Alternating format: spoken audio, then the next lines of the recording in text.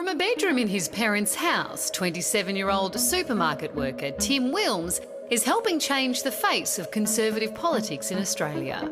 Hello and welcome to the Unshackled Waves podcast. I'm Tim Wilms, here for another review show for this week. Along with three others, he runs The Unshackled, an alternative news website. It's basically a fight back against political correctness, against social justice, identity, politics, this censorship culture. He's part of a growing group of conservatives who feel alienated by establishment politics. Politicians are not listening. Both major parties, they're too afraid of what the media will say about them. They're not listening to the Australian people at all. And as people like Tim find their voice, a new breed of politicians are stepping into the breach. While the Coalition's vote continues to plummet, One Nation now matches the Greens' level of support with a 10% primary vote. Pauline Hanson, Cory Bernardi, George Christensen, Malcolm Roberts as well. There's few politicians, but we're still up against it in Australia about getting some really unafraid and unashamed politicians. They've been labelled Altright, a term imported from the US to describe the far right, white nationalists who helped Trump sweep to victory. Hail Trump! Hail our people! Hail victory! Under the pseudonym Bruce Wayne, this 27-year-old tradie runs Alt-Right Australia. You're seeing people leaving the Liberal Party now for independent parties and the rise of One Nation. I would call all those people an alternative right. I'm a disaffected right voter, and that's what I'm going for. They don't agree on the term alt-right, but both reject white nationalism and racism and are united by scepticism of immigration and political correctness. The more oppressed your race, religion or sexual preference is, the higher you go up in the pyramid.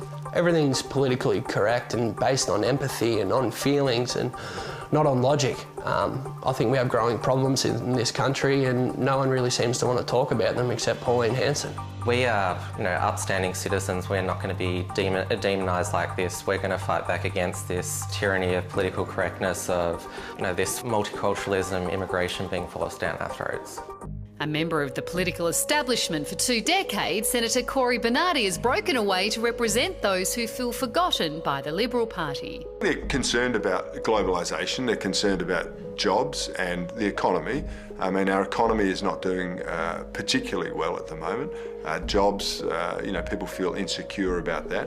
While economic insecurity may feed resentment for most voters, on social media the concerns are more extreme. The hashtag Dingo Twitter is where parts of the Aussie alt-right congregate, spreading racism, homophobia and anti-Semitism.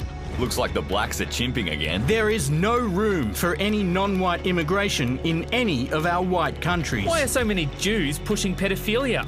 Nobody takes those people seriously. They think they're an embarrassment to the movement. On the internet, there are lots of anonymous keyboard warriors. They will say and do the most reprehensible things, pretending to be someone else or pretending to represent a point of view. Last month, accusations of homophobia and racism levelled at the Q Society, a right-wing lobby group, spilled over into violence.